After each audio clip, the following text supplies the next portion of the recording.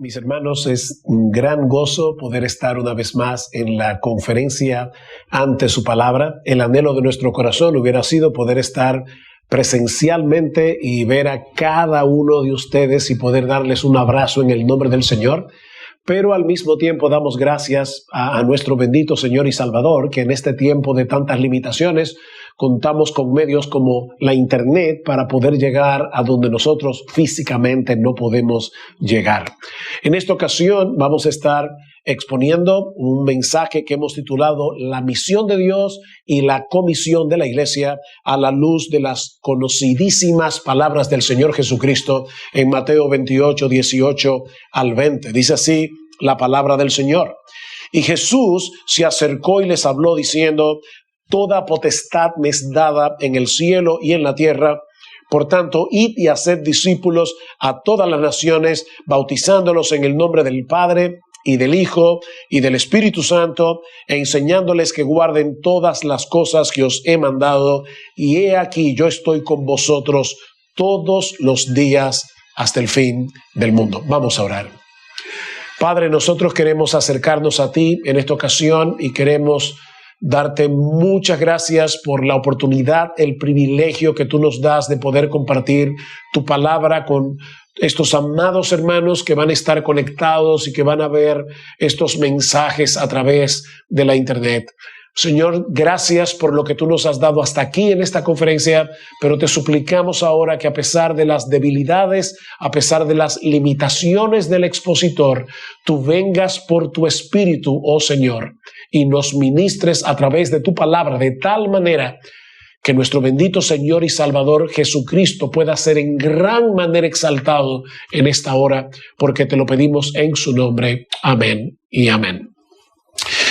Es indudable que el 2020 pasará a la historia como uno de los años más difíciles que nos ha tocado vivir como civilización, probablemente desde la Segunda Guerra Mundial. Y sería muy iluso pensar que en ese instante nosotros pasamos del año 2020 al 2021 a las 12:01 de la medianoche del 1 de enero, todo iba a ser diferente. Por un lado, nosotros seguimos enfrentando el impacto de esta pandemia global y los diferentes protocolos que se han estado aplicando en el mundo entero y que entre muchas otras cosas han afectado la labor de la iglesia, incluyendo el hecho de que en muchos lugares todavía permanece la prohibición de congregarse el domingo en el Día del Señor. Pero por el otro lado, esta pandemia ha venido a sumarse a la extrema secularización que se ha estado produciendo desde hace décadas y socavando sistemáticamente los valores sobre los cuales se levantó la sociedad occidental. Sin embargo, cuando el Señor Jesucristo encargó a su iglesia a ser discípulos de todas las naciones, Él sabía que los cristianos de nuestra generación estaríamos enfrentando todas estas dificultades y todas estas limitaciones. De hecho, Él sabía de antemano todas las dificultades que los cristianos iban a tener que enfrentar en todas las épocas, en todas las partes del mundo para el cumplimiento de esta encomienda en Mateo 28. Pero, como se nos ha recordado muchas veces, Mateo 28, 19 al 20 no es una gran sugerencia, es una gran comisión que permanece vigente como el mismo día en que fue pronunciada por nuestro Señor y Salvador antes de ascender a los cielos. De manera que la responsabilidad de hacer discípulos en todas las naciones no ha quedado en suspenso a partir de marzo del año pasado o esperando que el cristianismo deje de ser impopular a los ojos del mundo incrédulo. Lo cierto es que la fecha de vencimiento de la Gran Comisión será la segunda venida en gloria de nuestro Señor y Salvador Jesucristo. Ahora, cuando se predica de Mateo 28, usualmente nos sentimos abrumados con un peso en el corazón por la magnitud de la tarea que tenemos por delante y muchas veces con un fuerte sentido de culpa por lo poco que hacemos para la expansión del Evangelio. Y ciertamente deberíamos sentir una carga en nuestro corazón por la salvación de los perdidos, y yo creo que aún debemos sentirnos amonestados cuando no percibimos un genuino interés porque el nombre de Cristo sea más ampliamente conocido en el mundo. Sin embargo, yo no creo que debamos leer las palabras de Jesús en Mateo 28 como una especie de amonestación perpetua para la iglesia, algo así como dejen de estar haciendo boberías y salgan a predicar el Evangelio. Yo he escuchado varios sermones a lo largo de mis 43 años siendo creyente acerca de la Gran Comisión, y muchas veces ese es el espíritu que está detrás. Honestamente, yo no creo que esa haya sido la intención o el tono con el que el Señor pronunció estas palabras. Mis hermanos, el hecho de experimentar un complejo de culpa permanente no es lo que nos va a motivar a la tarea de hacer discípulos. Lo que nos va a motivar para que hagamos la tarea que el Señor nos ha encomendado como iglesia es un profundo sentido de asombro por la belleza, la gloria, la majestad de nuestro bendito Señor y Salvador, mezclado obviamente con el gozo y la gratitud por el hecho de haber sido salvados por gracia, juntamente con un genuino interés por los que se pierden y la seguridad inconmovible de la promesa de su presencia en nuestras vidas todos los días hasta el fin del mundo. Y mi propósito en esta conferencia es presentar cada uno de los elementos que componen la Gran Comisión con el propósito de que seamos energizados en el cumplimiento de esta encomienda que el Señor nos ha dejado. Hay al menos 3 aspectos que debemos resaltar de este pasaje. El primero es la suprema autoridad de Jesús, que es lo que define y lo que sustenta la tarea de la Gran Comisión. Noten una vez más los versículos 18 y la primera parte del versículo 19. Toda potestad me es dada en el cielo y en la tierra. Por tanto, debido a esa realidad, id y haced discípulos a todas las naciones. Debemos llevar a cabo esta encomienda sabiendo que a Jesús le fue conferida toda autoridad en el cielo y en la tierra. Ahora, debo aclarar que como la segunda persona de la Trinidad, Él siempre poseyó plena autoridad sobre todo lo creado. Pero Jesús está hablando aquí en su calidad de Mesías, como el Dios encarnado que venció los poderes del mal en la cruz del Calvario. Yo creo que uno de los mejores comentarios de Mateo 28, 18, de esa autoridad que le fue conferida a Jesús, son las mismas palabras del Señor en la oración sumo sacerdotal en Juan 17. Dice: Padre, la hora ha llegado, glorifica a tu Hijo para que también tu Hijo te glorifique a ti. Como le has dado potestad sobre toda carne para que dé vida eterna a todos los que le diste. ¿Ven la conexión? Le diste potestad para que dé vida eterna. Dios el Padre confirió a Dios el Hijo potestad, autoridad sobre toda carne, sobre todo ser humano, con el propósito particular de darle vida eterna a aquellos que el Padre le dio. Versículo 6. He manifestado tu nombre a los hombres que del mundo me diste. Tuyos eran y me los diste y han guardado tu palabra. Esas ovejas fueron elegidas por Dios el Padre desde antes de la fundación del mundo y dadas a Dios el Hijo para que Él les diera vida por medio de su muerte en la cruz. Y mis hermanos, ¿acaso puede haber un incentivo mayor para predicar el Evangelio? Nosotros no sabemos cuáles son esas ovejas que Dios el Padre le dio a Dios el Hijo, pero sí sabemos que Jesús tiene plena potestad de darles vida eterna a través de la predicación de la palabra. Es por eso que hemos titulado este mensaje La misión de Dios y la comisión de la iglesia, porque esta encomienda de Mateo 28 se inicia en el consejo eterno de la Trinidad. Mis hermanos, saltar directamente a Mateo 28 para tratar de comprender la misión que se le ha comisionado, que se ha conferido a la iglesia, es como comenzar a ver una película desde la mitad. Hay toda una historia detrás de Mateo 28, una historia que comienza en la eternidad y que al mismo tiempo se empieza a revelar en Génesis capítulo 1. Luego de describir el escenario de la creación, dice en Génesis 1, 26 al 28, que Dios creó al hombre a su imagen y semejanza. Y hay una intención obvia de Moisés cuando dice que los animales fueron creados según su género, según su especie, según su naturaleza, pero el hombre fue creado según Dios, conforme a la imagen de Dios. Y con la encomienda de llenar la tierra de seres humanos que iban a aportar esa imagen, de manera que la comisión original de Dios era llenar la tierra de imágenes vivientes de Dios por medio de Adán y Eva. Y como espero mostrar en un momento, la Gran Comisión se encuentra íntimamente relacionada con esa responsabilidad que Dios le dio al hombre desde el principio y que fue saboteada, como todos sabemos, por Satanás en Génesis capítulo 3.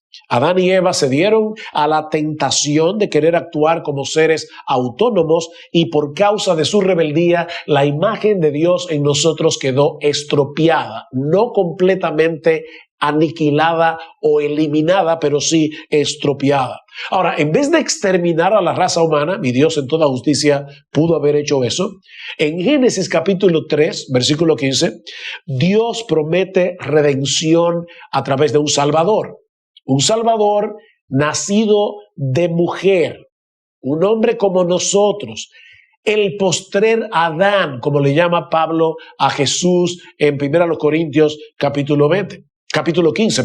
Él habría de revertir todos los efectos de la caída, incluyendo el hecho de restaurar en nosotros esa imagen divina que quedó estropeada por causa del pecado.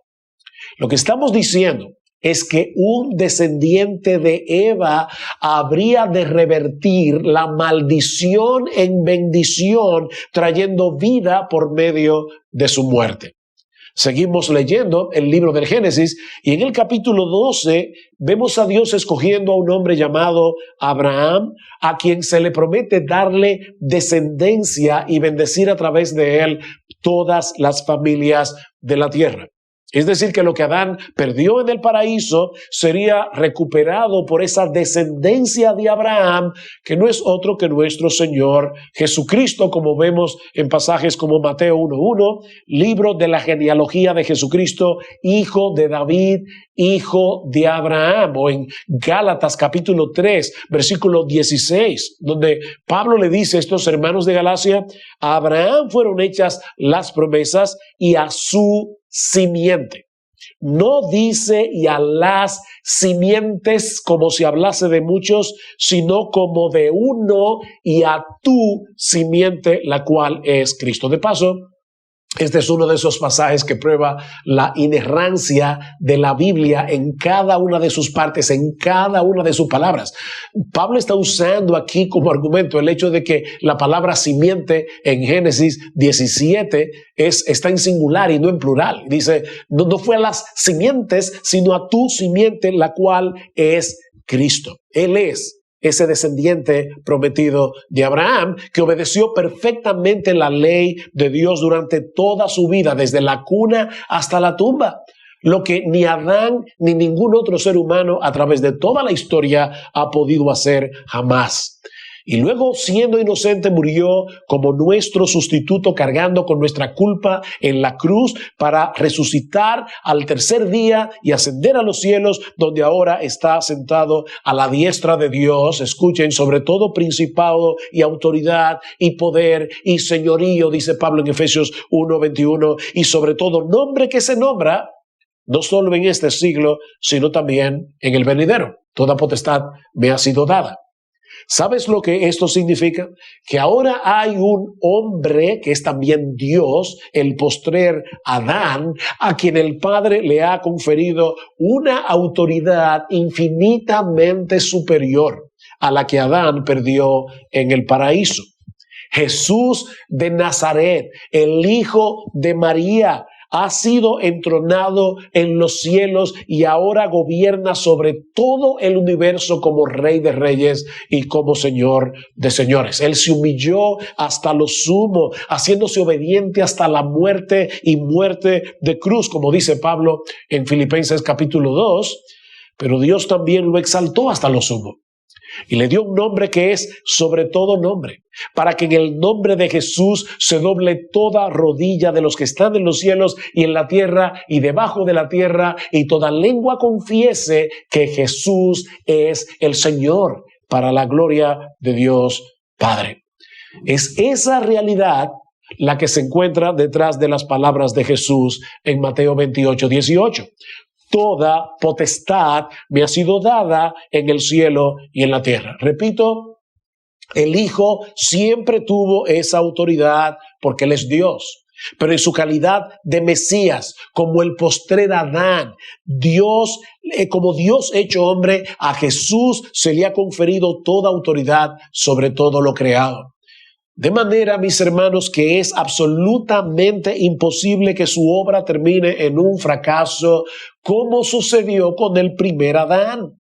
Jesús es el Señor. Él gobierna sobre todas las cosas, desde las inmensas galaxias hasta las partículas atómicas. Él ejerce su poder y autoridad sobre todo lo creado. De manera que es absolutamente imposible que alguien pueda impedir que Él lleve a cabo la obra que el Padre le encargó. Por tanto, id y haced discípulos, vayan y prediquen este evangelio y hagan discípulos míos en todas las naciones, porque yo soy el soberano del universo. Nada ni nadie puede impedir que las ovejas que mi Padre me dio, las ovejas escogidas por mi Padre, vengan a mí. No hay gobierno humano que pueda detenerlos, ni ninguna falsa religión que pueda retener permanentemente a los que son míos. No importa que estén en este momento sumidos en el Islam o que vivan en Corea del Norte, mis ovejas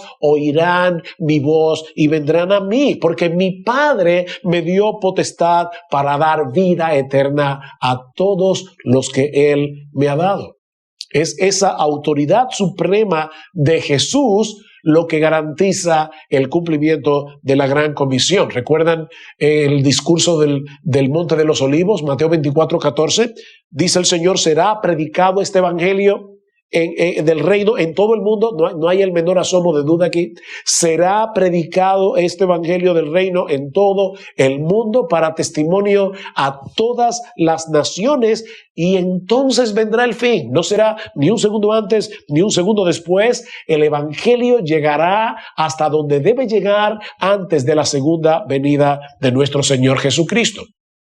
Y todos los escogidos del Padre, de toda tribu, pueblo, lengua y nación, estarán allí aquel día cantando a gran voz: el Cordero que fue inmolado es digno de recibir el poder, las riquezas, la sabiduría, la fortaleza, el honor, la gloria y la alabanza. Ven, hermanos, es la suprema autoridad de Jesús la que define y sustenta la gran comisión. El segundo aspecto que debemos resaltar de nuestro texto es la amplitud y profundidad de la gran comisión. Esta comisión es amplia y es profunda a la vez. Vean una vez más versículo 19 y la primera parte del 20. Por tanto, id y haced discípulos a todas las naciones. Aquí está la amplitud. Bautizándolos en el nombre del Padre y del Hijo y del Espíritu Santo, enseñándoles que guarden todas las cosas que os he mandado. Ven, hermanos, esta comisión es amplia en su extensión, porque incluye el mundo entero. No hay un Salvador para los judíos, y otro para los chinos, y otro para los estadounidenses, y otro para los hispanos. No, todos los hombres de todas las culturas, de todas las razas, de todas las religiones tienen que arrepentirse de sus pecados y confiar únicamente en Cristo, o de lo contrario se perderán. Juan 14:6, ¿qué dice el Señor allí? Yo soy el camino y la verdad y la vida. Y por si todo esto fuera poco, nadie viene al Padre sino por mí. Y en Hechos capítulo 4, versículo 12, el apóstol Pedro nos dice que aparte del nombre de Jesús, no hay otro nombre dado a los hombres en el cual podamos ser salvos. Y yo sé que decir eso no es políticamente correcto en el mundo pluralista en el que nos ha tocado vivir, pero la verdad no deja de ser verdad porque los hombres decidan cerrar sus oídos contra ella. Hay un solo Dios y hay un solo mediador entre Dios y los hombres, Jesucristo hombre. Fuera de Él no hay salvación para nadie. Pero esta comisión no solo es amplia en su alcance, sino también profunda en su esencia. No se trata simplemente de ir por el mundo haciendo convertidos o esperando que la gente haga profesión de fe, levantando su mano, pasando al frente y haciendo la oración del pecador. No, de lo que se trata esta comisión es de hacer discípulos. Y de hecho, es interesante notar que este es el único imperativo que aparece en nuestro texto en el original. Si ustedes leen en la Reina Valera del 60, el versículo 19, dice, por tanto, id y hacer discípulos. Y la palabra ir está allí en un imperativo. Pero en realidad lo que el texto original dice es, por tanto, yendo a hacer discípulos, bautizándolos y enseñándolos. El único imperativo de este texto es hacer discípulos. ¿Y qué es un discípulo? Bueno, un discípulo es un seguidor de Jesús, un aprendiz de Jesús, alguien que ha decidido deponer su autonomía o su ilusión de autonomía y rendirse ante Él como su único dueño y Señor por medio del arrepentimiento y de la fe, con el propósito de ser cada vez más parecidos a Jesús. De hecho, yo creo que una de las definiciones más precisas que encontramos en el Nuevo Testamento acerca de lo que es un discípulo, lo encontramos en Efesios capítulo 4, versículo 20. Dice, ustedes no han aprendido así a Cristo. O sea, es aprender a Jesús. De eso se trata el discipulado, aprender a Jesús. Mis hermanos, recuerden que Cristo vino a restaurar en nosotros la imagen de Dios que quedó estropeada por causa del pecado. Lo que el primer Adán debió haber hecho junto con su esposa Eva, llenar la tierra de imágenes vivientes de Dios, ahora Jesús lo está llevando a cabo con su esposa, Doña Iglesia. O sea, Adán y Eva debieron llenar la tierra de imágenes vivientes de Dios. Fracasaron. Ahora Jesús, junto con su esposa, la Iglesia, está haciendo esa labor. Mis hermanos, ¿quién es Jesús? Él es la imagen visible del Dios invisible, dice en Colosenses capítulo 1, versículo 15. Y en Hebreos capítulo 1, versículo 3, y voy a leer ahora de la versión de las Américas, dice que Él es la expresión exacta de su naturaleza, refiriéndose a Dios. Así que parecernos cada vez más a Jesús no es otra cosa que la restauración progresiva de la imagen de Dios en nosotros. Desde eso que se trata la gran comisión. Lo que el primer Adán debió haber hecho por procreación, Jesús lo está llevando a cabo por regeneración, por medio del nuevo nacimiento. Y nosotros, la Iglesia, como la esposa del Cordero, somos parte de esa empresa. Mis hermanos, nosotros somos la ayuda idónea del segundo Adán, así como Eva era la ayuda idónea del primer Adán. Dios pudo haber llevado a cabo la evangelización de los perdidos, créanme, sin la intervención de ninguno de nosotros. Pero Él ha decidido usar a su iglesia a través de la proclamación del evangelio en el poder de su espíritu para congregar a su pueblo de todas las familias de la tierra. Es por eso que Pablo, en 2 Timoteo capítulo 2, versículo 10, dice algo que a muchos les puede parecer incongruente. Yo todo lo soporto por amor a los escogidos, para que ellos también obtengan la salvación con gloria eterna que es en Cristo Jesús. Bueno, pero Pablo, si son escogidos, se salvarán como quiera. ¿Por qué tú sufres tanto? No. No se van a salvar sin el Evangelio, porque el Evangelio es poder de Dios para salvación. El Dios que escogió a sus ovejas, también escogió el medio a través del cual esas ovejas serán salvadas, la locura de la predicación. Y por eso es que Pablo dice, yo todo lo soporto por amor a los escogidos. Y no trates, mi amado hermano, de desentrañar misterios que Dios no nos ha desentrañado en su palabra. Nuestra responsabilidad es obedecer, no tratar de entender lo que no nos ha sido revelado. Así que Dios el Padre escogió a las ovejas que va a salvar desde antes de la fundación del mundo para dárselas a Jesús, pero esas ovejas van a ser de Jesús, van a venir a ser de Jesús por medio de la predicación del Evangelio. Es por eso que en 2 Corintios capítulo 5, versículo 20, Pablo dice, por tanto, somos embajadores en nombre de Cristo.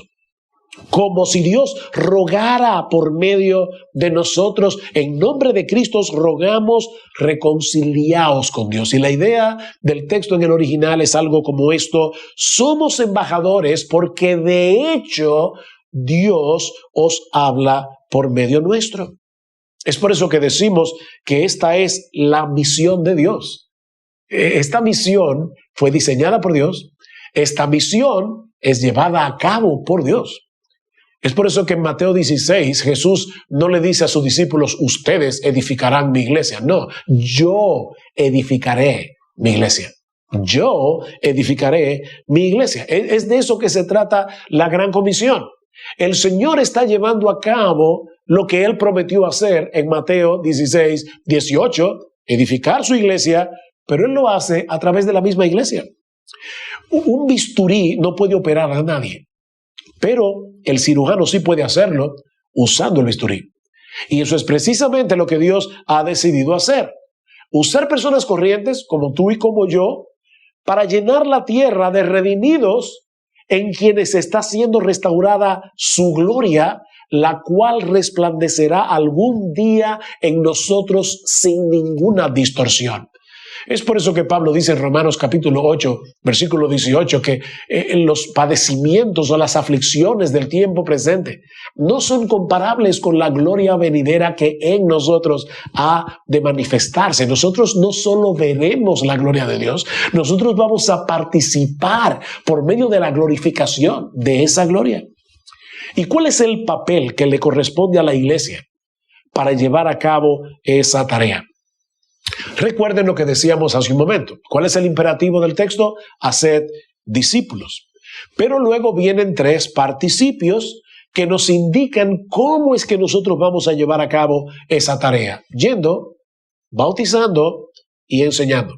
Así que lo primero que tenemos que hacer es ir y proclamar el Evangelio. Debemos salir a proclamar la buena noticia de que Cristo, el Hijo de Dios encarnado, pagó nuestra deuda en la cruz del Calvario y que en Él hay perdón y vida eterna para todo aquel que cree.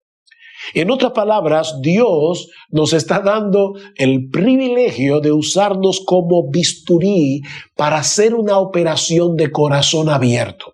O sea, Él va a cambiar corazones de piedra en corazones de carne y lo va a hacer a través de la proclamación del Evangelio. Eso es lo que ocurre cuando Dios aplica el Evangelio en el corazón del pecador en el poder de su Espíritu. Santiago 1:18, Él de su voluntad nos hizo nacer por la palabra de verdad, para que seamos primicias de sus criaturas. Y lo mismo dice en 1 de Pedro, capítulo 1, versículos 22 y 23. Por medio de la simiente incorruptible de su palabra, es que nosotros somos renacidos o nacemos de nuevo. Así que el poder no está en el carisma del predicador, en su oratoria, el poder está en la palabra, el poder está en el Evangelio. El Evangelio es poder de Dios para producir el nuevo nacimiento en personas que están espiritualmente muertas en sus delitos y pecados, como dice Pablo en Efesios capítulo 2, versículos 1 al 3. Pero lo sorprendente de todo esto, mis hermanos, es que Dios ha determinado usar nuestras bocas como instrumentos para hacer escuchar esa palabra en el mundo. Pero no solo debemos ir y predicar el evangelio, sino también bautizar a los que creen en el nombre del Padre y del Hijo y del Espíritu Santo. Es por medio de ese bautismo en agua que nosotros damos testimonio público de nuestra fe y venimos a formar parte de una iglesia local, donde aprenderemos lo que implica en la práctica ser un seguidor de Jesús. En otras palabras, es en el contexto de nuestra interacción con una comunidad de gracia, de personas que todavía no son perfectas, están siendo santificadas, están en remodelación, como decimos muchas veces, pero es en el contexto de esas personas que todavía no están glorificadas, donde aprendemos a Jesús. Recuerden que de eso que se trata el hecho de hacer discípulos, aprender a Jesús, como dice Pablo en Efesios 4:20. ¿Y cómo ocurre eso? Bueno, unos versículos antes, en Efesios 4:11 al 16, Pablo responde esa pregunta. En Efesios 4:20 define lo que es un discípulo, alguien que está aprendiendo a Jesús. ¿Y cómo aprendemos a Jesús? Efesios 4:11. Y él mismo constituyó a unos apóstoles y profetas. Y en Efesios 2:20 y 21 vemos que estos son los que pusieron el fundamento de la iglesia. Y el fundamento de una edificación se pone una sola vez y para siempre. Es por eso que ya no tenemos más apóstoles y profetas. A otros evangelistas y a otros pastores y maestros. Cristo mismo ha dado a su iglesia pastores y maestros. Y ahora, pastores, por favor, escuchen, ¿cuál es nuestra labor?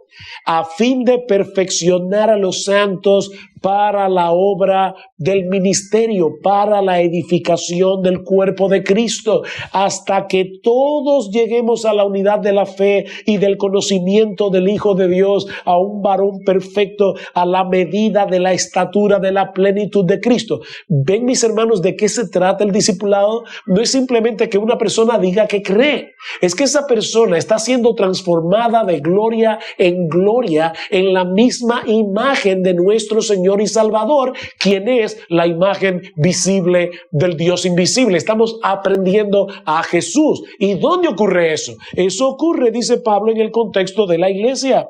Dice, para que ya no seamos niños fluctuantes, llevados por doquiera de todo viento de doctrina, por estratagema de hombres que para engañar emplean con astucia las artimañas del error, sino que siguiendo la verdad en amor, crezcamos en todo en aquel que es la cabeza, esto es Cristo, siguiendo la verdad en amor. ¿Cuál verdad?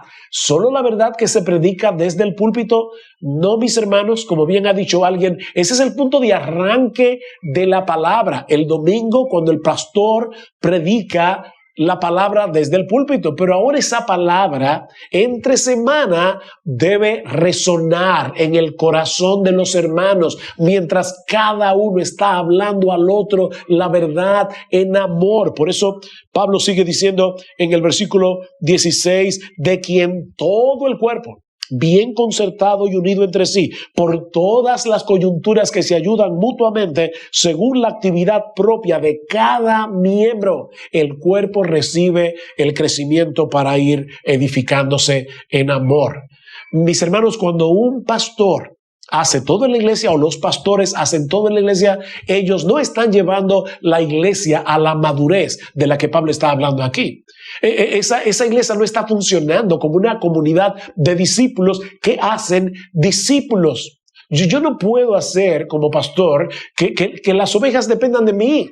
Yo debo llevarlos a que dependan de Cristo. Ahora, esa dependencia de Cristo ni elimina la necesidad de que haya pastores y maestros, como vemos en este mismo texto, pero tampoco elimina la responsabilidad que tiene cada miembro del cuerpo, como dice Pablo en Romanos 12, cada miembro del cuerpo. Somos miembros los unos de los otros, o en 1 Corintios capítulo 12.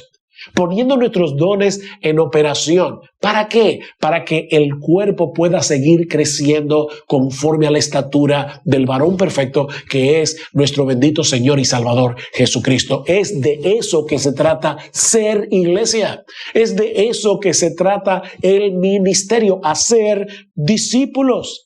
De ahí el tercer elemento de la Gran Comisión, enseñándoles. Y obviamente debe ser en el contexto de las iglesias locales. ¿Cómo lo sabemos? Bueno, porque primero menciona el bautismo. O sea, nosotros somos bautizados, somos introducidos en el cuerpo de una iglesia local y en ese contexto somos enseñados. En ese sentido, no podemos desconectar esta comisión de Mateo 28 con la promesa de Jesús en Mateo 16, yo edificaré mi iglesia. Es en el contexto de una comunidad de redimidos interactuando con otros redimidos que están en el mismo proceso de santificación que nosotros, que aprendemos a guardar todo lo que Cristo ha mandado. El Señor no dice enseñándoles todo lo que yo les he mandado. No, es enseñándoles a guardar. Todo lo que yo les he sugerido, no, todo lo que yo les he mandado. Recuerden que a Él se le dio toda autoridad. Él es Señor de señores, Él es Rey de reyes. Sus palabras poseen la autoridad del Rey del universo. Y lo que hacemos en la iglesia es enseñar desde el púlpito todo lo que Cristo nos ha mandado en su palabra para que ahora los hermanos puedan usar esa palabra que también ellos están aprendiendo en sus devocionales personales y compartirlas con los demás para que todos juntos sigamos en ese proceso de crecimiento. Es por eso que no podemos aprender a Jesús aislándonos de los demás. No podemos, eso es imposible. La santificación progresiva, mis hermanos, es un proyecto de comunidad. Es un proyecto de comunidad. Necesitamos ser miembros de una iglesia local. Hay personas que dicen, no, yo soy miembro de una iglesia, de la iglesia universal. No, hermanos, miren, nosotros no aprendemos a Jesús siendo miembros de una iglesia, de la iglesia universal. Aprendemos a Jesús rozándonos con gente de carne y hueso que han sido redimidos, pero que todavía no han sido glorificados. Y es en ese contexto que nosotros aprendemos a formar en nosotros el fruto del Espíritu: amor, gozo, paz, paciencia, benignidad, bondad, fe, mansedumbre, dominio propio. ¿Dónde aprendemos a amar como Cristo nos amó? Con gente que nos ama como nosotros quisiéramos que nos amaran. No es cuando hay malos entendidos, es cuando hay problemas y nosotros tenemos que aprender a amar como Cristo en medio de esos problemas, en medio de esos malos entendidos, amor, gozo, paz, paciencia, etc. Pero aún nos resta un elemento adicional en el texto de la Gran Comisión y que veremos mucho más brevemente. Ya vimos la autoridad de Jesús, que es la que define y sustenta la Gran Comisión. Ya vimos la amplitud y profundidad de esta comisión. No es simplemente hacer profesiones de fe o hacer convertidos, es hacer discípulos. Pero ahora nos resta la promesa que nos anima, consuela y fortalece en el cumplimiento de la Gran Comisión. Mis hermanos, aquel que posee toda autoridad en el cielo y en la tierra ha prometido estar con nosotros todos los días hasta el fin del mundo. Como decía en la introducción de este mensaje, nunca ha sido fácil la tarea de hacer discípulos y nunca lo será, con pandemia o sin ella. Pero no estamos solos en el cumplimiento de esta comisión. No temas, dice el Señor en Isaías 41:10, porque yo estoy contigo, no te desalientes, porque yo soy tu Dios, te fortaleceré, ciertamente te ayudaré, sí, te sostendré con la diestra de mi justicia. O como dice en Hebreos capítulo 13, versículo 15, yo nunca te dejaré ni te desampararé. Hay una triple negación aquí en el texto original. Nunca, imposible, jamás yo los dejaré ni los desampararé. Así que no tengan temor a la hora de salir de su zona de confort, de su zona de seguridad, porque donde quiera que vayan, yo estaré con ustedes en cada momento, en cada minuto, en cada segundo de cada día. Y por si todo esto fuera poco, esta promesa no tiene fecha de caducidad, no tiene fecha de vencimiento. Es hasta el fin del mundo. Nuestro Señor Jesucristo regresará cuando el número de los elegidos haya sido completado. Mientras tanto, Él promete estar con los suyos todos los días, guardándolos y guiándolos hasta que estén seguros en su presencia en la casa de su Padre. Es por eso que decíamos al principio que el combustible que energiza la Gran Comisión es un profundo sentido de asombro por el poder, la gloria, la majestad, la hermosura de nuestro Señor y Salvador Jesucristo, mezclado con el gozo y la gratitud por nuestra propia salvación, amor por los perdidos y una seguridad inconmovible en la promesa de su presencia. Mis hermanos, como dice la palabra, algún día toda la tierra será llena del conocimiento de la gloria de Jehová, como las aguas cubren el mar. Y el Señor nos ha dado el enorme privilegio de ser parte activa del cumplimiento de esta promesa al compartir con otros el evangelio de la gloria de Cristo, el cual es la imagen de Dios, como dice Pablo en 2 Corintios 4:4. De manera que sí, la Gran Comisión es nuestra responsabilidad. Como decía, no es una gran sugerencia. Somos responsables de llevar adelante la Gran Comisión si somos cristianos. Pero hermanos, es al mismo tiempo una respuesta de gozo, de asombro y de gratitud. Es un gozo poder compartir con otros las inescrutables riquezas de Cristo para que su alabanza continúe traspasando las fronteras y resonando en gente de todo pueblo, raza y cultura. Es por eso, mis hermanos pastores, que nuestra responsabilidad como pastores es hacerle ver a la iglesia cada domingo, de alguna forma u otra, la gloria, la majestad, el imperio, la hermosura de nuestro Señor. Nosotros tenemos que llevar a nuestros hermanos a admirar a Jesús, porque es contemplando su gloria que nosotros somos transformados de gloria en gloria en la misma imagen. Tenemos a un gran Salvador que compró para nosotros una gran salvación, que ahora está disponible para todo aquel que cree.